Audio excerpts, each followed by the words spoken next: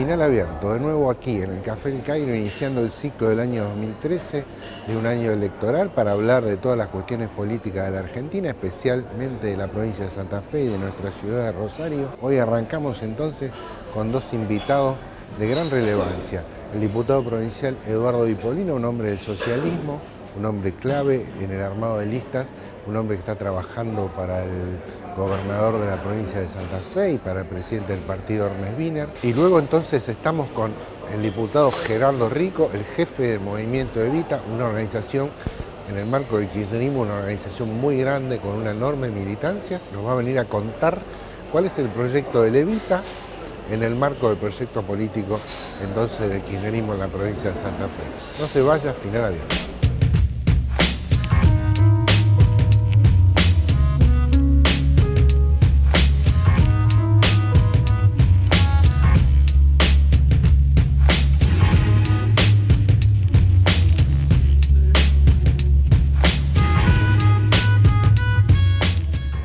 Vamos a tratar el tema que nos va a tener apasionadamente todo este año 2013, que es un año electoral, donde se reacomodan las fuerzas políticas, donde se someten a la consideración de la ciudadanía. Para eso nos visita Eduardo Dipolino, un hombre clave en el armado del Frente Progresista aquí en la provincia de Santa Fe, un hombre del gobierno provincial, del presidente del partido Ernest Wiener. ¿Qué tal, Eduardo? ¿Cómo estás aquí? Bien, bien, muchas gracias por la invitación. Eduardo, las características de la alianza que encabeza el socialismo en Santa Fe por ahí son distintas a la que intenta armar el FAP en el resto de las provincias, tiene particularidades, acá ingresa el radicalismo, en otras provincias no. ¿Eso no podría ser, vamos a decir, una dificultad desde el punto de vista de cómo se visualice el voto del FAP? O, a ver, la característica de alianza que encara el FAP a nivel nacional, esta cosa de que cada distrito arma un poco cómo se acomoda la cosa localmente. En realidad lo que estamos intentando llevar adelante es lo que ha producido este modelo político, el Frente Progresista en Santa Fe. Tiene muchísimos años la constitución de este frente. En Rosario hace más de 20 años que gobernamos esta ciudad.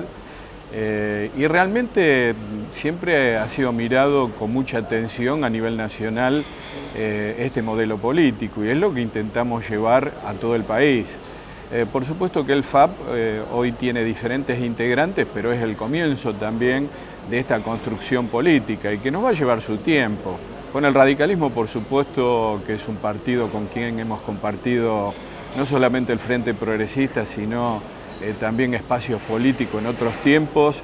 Las conversaciones están vigentes, las expectativas son todas de poder llegar al 2015 en un entendimiento político, en un acuerdo político que nos permita encontrarnos en forma conjunta. O sea, es todo un proceso político que lo tenemos que ir trabajando, elaborando y con mucha confianza de que en algún momento podemos construir algo muy parecido a lo que estamos llevando adelante en Santa Fe.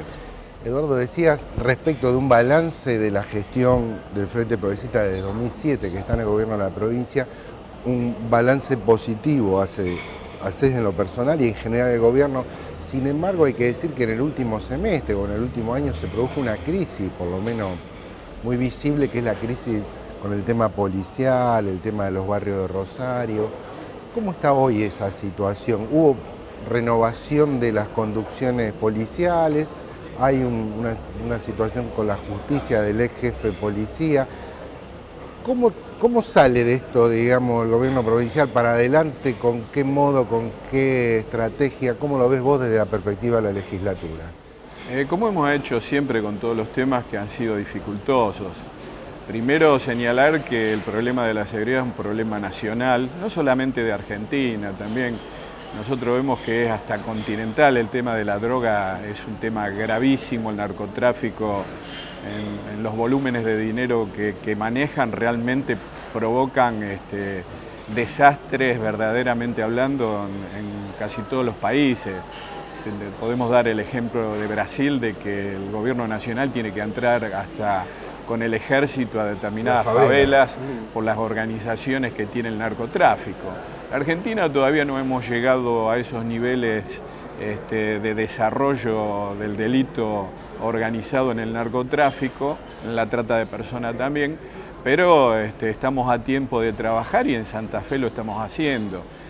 Por supuesto que esta situación que es límite para todos, que la vimos con muchísima preocupación, que tiene un desarrollo de décadas, no es algo nuevo para los argentinos y para los santafesinos, la hemos abordado con muchísima seriedad y con un proyecto real de modificación de la estructura policial, de encontrar los hombres más adecuados que nos permitan y nos garanticen, como es el actual jefe de policía, un funcionamiento superador de la realidad que tenemos en la policía, porque es parte del problema también. Bueno, la noticia de esta semana fue muy buena en Santa Fe, porque se desbarató una de las principales bandas de narcotraficantes que estaba asolando en el sur de la provincia de Santa Fe, en el departamento General López. Hay que decir, te interrumpo, que esa banda en cabeza de un personaje, Ascaini, que presuntamente es el personaje vinculado al ex jefe policial, situación que lo llevó a este procesamiento y al estar detenido, con lo cual se estaría tocando un punto, vamos a decir, muy sensible de la trama. Neurálgico. Yo creo que todo lo que la justicia, porque el resorte del funcionamiento de la justicia federal es clave acá. O sea, por eso es fundamental tener decisión política en lo que le compete al gobierno de la provincia de Santa Fe, que la tiene, quedó demostrado, y de la propia justicia federal, que también evidentemente ha dado un paso importantísimo hacia adelante. Han habido cambios en la justicia federal en el último tramo, me parece que se tomó un impulso nuevo. A propósito de la intervención de la Procuradora General Gil Carbó, ¿cómo lo ven ustedes? Digo, porque otro elemento político del último año ha sido esta cosa de que la provincia, que la nación no nos manda, que la nación dice que Santa Fe no lo hace. ¿Se puede salir de esa lógica, digamos, de endilgarse responsabilidades ajenas? A ver, ¿cómo se podría salir de esa lógica? Porque un poco la sociedad me parece que ve un poco azorada esa cuestión, ¿no? No politizando el tema, no queriendo sacar rédito político de una situación tremendamente desgraciada para toda la sociedad argentina, santafesina, asumir las responsabilidades que tiene cada uno. Nosotros hemos reclamado permanentemente que este tema no se politice, porque evidentemente es todo a pérdida para todos, fundamentalmente para nuestra sociedad. Entonces, lo vimos con mucha preocupación. Fíjense que de una manera, con un perfil muy bajo, nos pusimos a trabajar, nos pusimos a lograr resultados, y yo creo que todas estas medidas, tanto desde la justicia como de otros resortes del gobierno provincial, del gobierno nacional, la vamos a ver en los resultados, no en otro lugar. Entonces, si se están haciendo las cosas bien, vamos a tener resultados como lo que obtuvimos esta semana que pasó. Si no hacemos las cosas bien, evidentemente el delito va a crecer. Entonces yo creo que es una responsabilidad compartida, hay que tener sentido común, hay que discutir políticamente otras cosas, pero esto es una cuestión de Estado que nos tenemos que poner codo a codo a resolverlo y a combatir el delito. ¿La actitud del gobierno de la provincia ahora, de algún modo maduró, cambió o es la misma de siempre? Digo, porque en el momento, primera detención de Toñoli, la oposición política, el kirchnerismo decía, bueno, ¿de algún modo lo protegieron a Toñoli o lo vivieron como que un funcionario propio caía en desgracia? La actitud actual es distinta. No, en absoluto. Nosotros siempre nos pusimos a disposición de la justicia. Nos pareció correcto que si hay sospecha de algún funcionario, la justicia investigue, porque es lo que debe hacer. Nosotros entendemos que todo esto está en manos de la justicia, y quien tiene que resolver este tema es ni más ni menos que la justicia.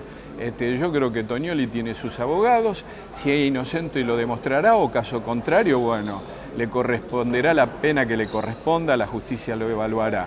Pero yo creo que en este sentido nosotros no tenemos que superponernos en absoluto cuando la justicia actúa. Al contrario, nosotros tenemos que ayudar para que todo esto se esclarezca de la manera más rápida posible. Por eso le decía anteriormente, cuando surge este hecho, comienzan los debates políticos. Yo creo que tendríamos que habernos puesto, como se puso el gobierno de la provincia, a colaborar para que esto se esclarezca. Para ir cerrando, como análisis, uno diría, bueno, a ver, el doctor Wiener, ¿qué elección debería hacer en la provincia de Santa Fe para proyectarse a 2015, como evidentemente está trabajando para eso en una candidatura nacional? Bueno, ganar la provincia de Santa Fe, ganarla con holgura, sacar los 40 puntos que sacó antes, sacar 45, sacar 35. ¿Cómo es la valoración respecto del volumen que puede aportar Wiener desde el distrito de Santa Fe, pensando en un año 15 donde su boleta posiblemente esté en todos los cuartos puros de la Argentina y ya no solo en el 9% del padrón nacional que es la provincia de Santa Fe? La idea es ganar, luego si ganamos por el mayor margen posible mejor, pero nosotros esto siempre lo decimos con la prudencia y con la humildad que corresponde. No lo decimos desde un lugar de la soberbia, sino de la confianza en un trabajo realizado durante muchísimos años, que se ve reflejado a la hora de que el pueblo de la provincia dé su veredicto en las urnas.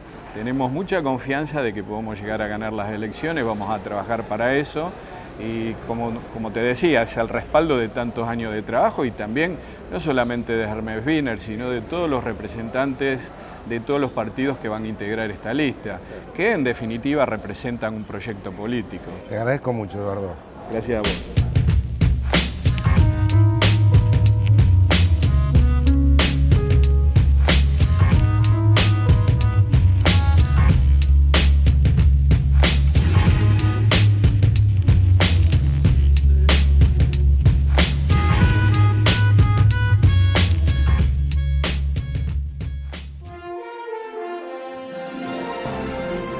Argentina en Noticias.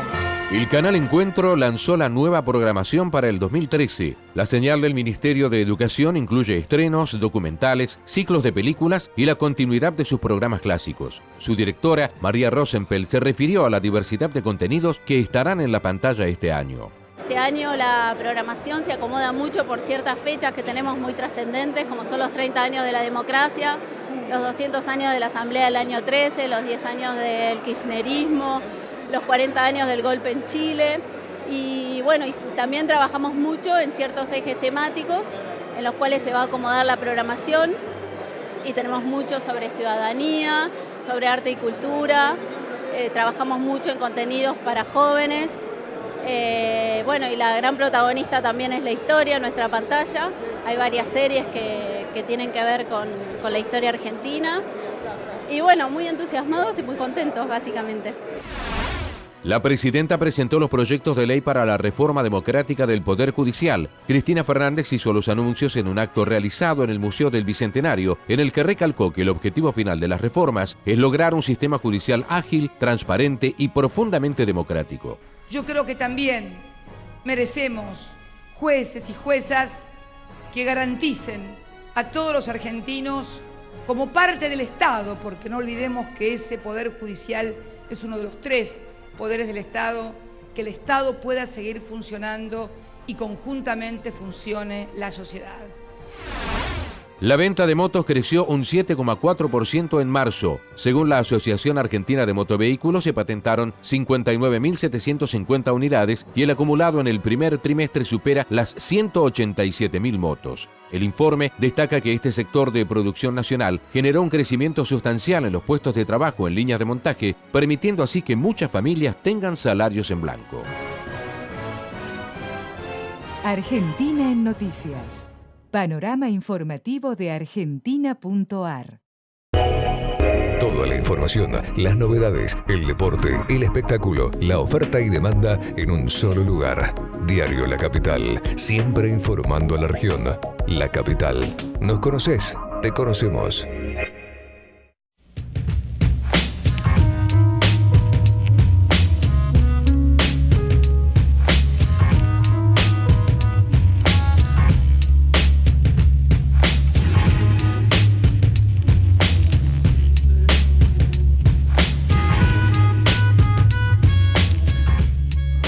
Ahora vamos a seguir hablando de las elecciones que se vienen en este año 2013, año electoral, y la situación del peronismo en la provincia de Santa Fe. Para eso nos acompaña un hombre clave de la estructura del peronismo aquí en Santa Fe, Gerardo Rico, diputado provincial. ¿Qué tal, Gerardo? ¿Cómo estás? Hola. Bueno, Hola, Rodolfo. estás un poco conduciendo una de las grandes organizaciones que tiene el movimiento del kirchnerismo, que es el Movimiento Evita, una organización muy poderosa con una gran capacidad de movilización. y un poco nos interesa tu mirada respecto a una provincia que es compleja para el peronismo. Primero, que no es oficialista, como la mayoría de las provincias, y segundo, que está dividida en un montón de fracciones. ¿Cómo puede empezar a resolver esa cuestión el peronismo de vista a armar una lista común de cara, digamos, a las elecciones de 2013? ¿Hay alguna chance de que eso ocurra o no la hay? Yo siempre pienso que hay, digamos, eso es el principio, digamos, siempre soy, digamos, optimista, digamos, porque para eso milito, para eso trabajo, para eso hago política, digamos. Pero creo que no es imposible desarrollar eso si no se dejan de lado actitudes individuales o personales, ¿cierto?, en función de lo colectivo. Y yo lo creo que acá muchas veces, diríamos, para la dirigencia política es principal, diríamos, el tema individual, ¿cierto? Y a partir de eso es más complejo. Pero bueno, la idea es tratar de que todos aquellos que compartimos el proyecto nacional, con mayores o menores diferencias, con distintas formas y metodologías, tratemos de estar juntos y a partir de eso, diríamos, que procuramos la unidad ahí, la unidad de los sectores que acompañamos el proyecto nacional. Y en ese sentido, bueno, por eso planteamos Agustín Rossi, que esté María Eugenia Bielsa, que esté Omar Perotti, que esté Alejandro Ramos, que esté el Movimiento Evita, que estén todos esos sectores que tienen contradicciones, pero son secundarias, pero no que estas se trasladen a lo principal, y sí dejar de lado, ¿cierto?, a alguien que para mí y para el Movimiento Evita por lo menos no es consecuente con este proceso, no lo fue, diríamos, que es Jorge Obey, y por lo tanto él no puede ser parte de un proceso de unidad cuando no hizo la unidad, cuando le tocó ser gobernador, y menos la va a hacer ahora, cuando ya no coincide ideológicamente, porque él quedó demostrado en la 125, que traicionó a Néstor Kirchner. Bueno, pero él votó la 125. La votó, pero a la semana hizo toda una campaña durante 2 años en contra del gobierno nacional. Gerardo Rico, el Movimiento Evita, ¿cómo lo podemos definir? ¿Qué es el Movimiento Evita en el marco del peronismo, en el marco del kirchnerismo? ¿Qué rol viene a jugar el Movimiento Evita en el gran espectro nacional y popular de Argentina, en ese proceso de transformación? ¿Qué objetivos se dan ustedes ahí adentro? Mira, el objetivo central, primero, nosotros, ¿cuál es el target, para llamarlo de una manera, donde nosotros vamos dirigidos? Y el por qué la existencia del Movimiento Evita. La existencia del Movimiento Evita tiene que ver con la existencia de los humildes y los trabajadores, es decir, de los excluidos. Nosotros creemos que tiene que haber un espacio político y social que represente estos sectores, para que estos sectores, ¿cierto?, acompañar a estos compañeros para que sean incluidos socialmente. Es decir, porque como todas las corporaciones, digamos, las industriales, los trabajadores, la iglesia, el que fuere, es decir, tienen sus estructuras propias, ¿cierto?, a las cuales representan y tratan de influir en la política nacional. Nosotros tratamos, ¿cierto?, como Movimiento Evita, de que los sectores marginados de la política sean parte de la política y dejen de lado de ser excluidos. Ese es el objetivo central y el target. Bueno, a ver, pero también no es otros sectores, la propia presidenta, otros movimientos del kirchnerismo también de algún modo se definen de ese modo. Por eso digo, se definen con esos objetivos, sí, ¿no?, el problema de representación de los la sectores. Carrió, Pino Solana también. El problema es que todos hablan de los pobres, pero no defienden a los pobres. Es decir, el problema ¿cuál es? Cuando vos, es decir, el pobre no se defiende en el discurso político delante de un periodista, ¿cierto?, o una reunión partidaria. Se define en el territorio, se define donde están realmente los compañeros viven muy mal, donde no tienen agua, no tienen luz, donde vos tratás de organizar a esos compañeros para a partir de que se organicen, logren las reivindicaciones propias. Entonces el discurso político es lógico, porque acá no puede haber un dirigente político, ¿cierto?, que no plantee, ¿cierto?, que quiere una Argentina, diríamos, sin pobres. Nadie lo va a decir. Ahora, eso es una hipocresía, porque realmente todo el mundo lo dijo, pero todo el mundo no lo hizo. Y el único que lo hizo es este proyecto que comenzó con Néstor Kirchner y continúa con Cristina, donde hubo, ya te digo, mayor nivel de inclusión, mayor laburo, Es decir, entonces, el problema no es, digamos, lo que uno, ¿cierto?, diga en un set de televisión, sino lo que hace en la militancia diaria y en la cotidianidad. Y ahí yo no los veo a ninguno. Yo no veo a Proyecto Sur, ¿cierto? Yo lo que veo a Pino Solana hablando con Lilita Carrió de la nueva alianza estratégica entre dos que dicen defender las instituciones y lo único que están es tratar de volver a ese pasado, de ese pasado que no queremos volver nunca más. Entonces, y le digo ello como extrapartidario, también hay sectores del peronismo que plantean exactamente lo mismo. Claro. Yo creo que Jorge Obeid, al defender claramente el proceso contra el gobierno en la 125, defendió los intereses de aquellos que no quieren repartir la renta agraria. Y yo estoy a favor de una mejor distribución de la riqueza y de la renta. Entre las discusiones que reverdecieron a partir de esta dramática crisis en La Plata, estoy pensando, por ejemplo, algo que atacó la oposición, o especialmente los diarios opositores, los diarios que cumplen el rol opositor en la Argentina, fue, por ejemplo, la identificación de remeras o pecheras de militantes, creo que fue la Cámpora, pero probablemente unido organizado, todas. ¿Cuál es tu visión respecto de eso? Digo, porque se dice, bueno, a ver, reparten elementos que manda la gente y la reparto con la remera que dice Movimiento Evita. ¿Eso está mal, está bien? ¿Cuál es la posición? A mí me parece que, digamos, el problema, primero, fueron todos así, digamos. Todas las organizaciones políticas y sociales tenían su remera. Es decir, la de la Cámpora, el Movimiento Evita, la de Mile, la de Franja Morada, es decir, porque también estaba el radicalismo, también estaba Cáritas y estaba Cruz Roja. Es decir, estábamos todos. ¿Y cuál es? Es decir, por supuesto, el chico que se arrima o el pibe que se arrima a tener un trabajo solidario, que es anterior, digamos, al hecho de las inundaciones en La Plata, ¿cierto? Se identifica porque cree que ese lugar, ese espacio político, es aquel que lo representa. Y después el pibe, ¿cierto?, quiere que ese lugar que represente tenga visibilidad clara y concreta. Entonces yo no le veo ningún problema. Lo peor de todo sería es que no tuviéramos ninguna chaqueta o remera de ningún partido y que hubiera 10 pibes ahí, nada más. Acá el problema es la masividad. Es decir, acá no es buscar el rédito político. Lo que sí que todos aquellos que fueron a laburar tienen una identidad. Y respetemos la identidad. Esto es lo mismo, esto pasó, digamos, en otro tema que no tiene nada que ver con las inundaciones, Rodolfo, que era que, viste, durante el genocidio del golpe de Estado, del 76 y el 83, donde parece ser que todos los que militaban en ese momento eran, como algunos le decían perejiles, o que no tienen nada que ver, o que se lo meloneó el amigo. No, tenían identidad. Y después la lucha que se dio a partir del 83, cuando uno quería romper la teoría de los demonios, es darle identidad a eso que realmente la tenía. Y la identidad era, es decir, cayeron, ¿cierto? No únicamente, diríamos, porque, digamos, eran amigos de alguien. O estaban en una agenda equivocada. No, eran que representaban un proyecto político determinado, que te puede coincidir o no, pero esa era su bandera. Y yo por eso, digamos, de la misma manera que cuando reivindico esos que cayeron y les digo de qué bandera son, de dónde militaban, de dónde trabajaban, también creo que está bien que aquellos que de pronto tienen una identidad, sea la que fuere, ya te digo, Cáritas, Cruz Roja, Movimiento Evita, Cámpora, cualquiera me parece correcto, porque aparte le da identidad, y si tuviera la camiseta de Boca me parece bárbaro. Ojalá hubiera miles de hinchas de Boca como yo, que estuvieran ahí trabajando, ¿cierto?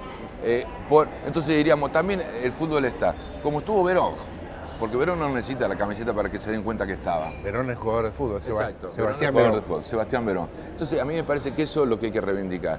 Y lo secundario era la remera, lo más importante es visualizar para el analista político que había muchos miles de pibes laburando solidariamente para la reconstrucción de una desgracia muy grande, que es una desgracia de todos. Entonces, lo que hacen, ¿cierto?, para denostar, diríamos, ese trabajo, se fijan en la camiseta, pero en vez de analizar por qué había miles de pibes. La pregunta que yo le diría a esos diarios como Clarín y La Nación era ¿por qué había tantos miles de pibes trabajando por el otro? ¿Te estás imaginando que en las PASO va a haber internas, las elecciones de las primarias abiertas y obligatorias, van a haber distintas listas de peronismo o no? ¿O va a haber una lista unificada? ¿Puedes dar alguna precisión en ese sentido? Mira, la verdad que precisión. Yo te voy a decir cuál es el posicionamiento que tenemos nosotros como Movimiento Evita. En principio, nosotros queremos que tiene que haber, digamos, una lista. Esa lista se tiene que definir aquellos que acompañamos este proceso, y no nosotros en particular, digamos, sino Cristina, digamos. Nosotros vamos a apoyar la lista que Cristina Fernández de Kirchner decida para la provincia de Santa Fe, porque al analizar esto, como te dije anteriormente, desde el punto de vista de los macropolíticos, no podemos ver lo individual, porque muchos dicen estar de acuerdo con este proceso porque mañana son candidatos, y si no son candidatos van a estar en contra. Entonces esa es la primera, es que lo que primero tengo que analizar es que vamos a apoyar la lista que Cristina defina para la provincia de Santa Fe. Y en segundo, espero que entre todos, ¿cierto?, podamos hacer una idea de trup por toda la provincia, donde todo el mundo, todos los dirigentes políticos de todas las líneas políticas, junto con los candidatos, podamos recorrer toda la provincia diciendo las bondades que tiene este proceso como aquello que nos falta. Y entonces en ese sentido, ya te digo, lo que nosotros pensamos que hay que hacer en Santa Fe no es 2 listas, sino una sola lista, tratar de pensar en el conjunto y no a nivel individual, y por eso creo que fundamentalmente Agustín Rossi es el mejor candidato que tenemos en la provincia de Santa Fe para llevar adelante este proceso. Es una oportunidad para la oposición provincial, en este caso para el justicialismo, para el Frente para la Victoria. El gobierno provincial ha venido algunos meses bastante tocado por la crisis policial, la crisis narco. ¿Es una oportunidad? ¿Ves que el gobierno provincial está en un momento complejo o está fortalecido con la figura siempre muy convocante del ex gobernador Wiener que va a encabezar la lista? ¿Cómo ves esa contienda? Yo te lo digo con realidad total. Yo creía cuando ganaron ellos que iban a hacer un gobierno medianamente bueno, digamos, como decían Buenos Aires, buenos tiempos, digamos. Buenos tiempos. Pero la verdad que me mostraron un gran nivel de ineficiencia, digamos, en la administración de la cosa pública. No hicieron obras de infraestructura que son absolutamente necesarias en la provincia de Santa Fe, desde el agua en el norte santafesino que siguen sin agua, es decir, el nivel de seguridad ni hablemos, digamos, yo creo que está demostrado. Bueno, yo lo que creo que, todavía siguen teniendo una base social que con sustento, ¿cierto? Pero creo que no es la misma de antes, digamos, porque la gente también va visualizando esto que en este caso marco yo, ¿cierto?, de su mala administración, sus malos niveles de política de seguridad, que tienen que ver con todos los narcos que ellos defendieron. Es decir, todo esto que hoy están presos son los que ellos decían que eran los mejores policías del mundo, es decir, en este caso Toñol. Y después tenemos a Del Cel, que es un insulto a la intelectualidad, digamos. La verdad es alguien que al margen de tener una identificación de ultraderecha o de derecha o fascista, como yo le llamo, es decir, la verdad no puede explicitar, no puede hablar más de 3 minutos de un tema porque no le da la cabeza. Entonces, en ese sentido, y esto no es un insulto individual, sino una realidad concreta. Es decir, Del Cel puede hacer muy buenos chistes, puede insultar a la presidenta cuando quiere o a quien fuere, pero no tiene la capacidad de analizar y por lo tanto de gobernar una provincia con la complejidad que tiene Santa Fe. Entonces, yo creo que también tiene que ver que muchos votantes del peronismo o del pueblo santafesino hayan votado Del Cel, ¿cierto?, en repudio también a que nosotros no somos capaces, ¿cierto?, de generar una alternativa positiva y de representar los intereses del pueblo. Muchas gracias, Gerardo Rico. No, gracias a vos, Rolf.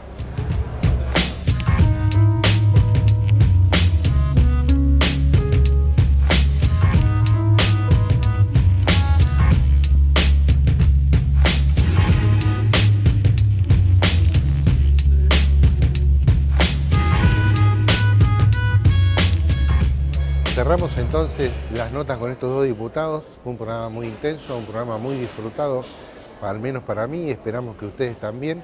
Los esperamos en Final Abierto la semana que viene.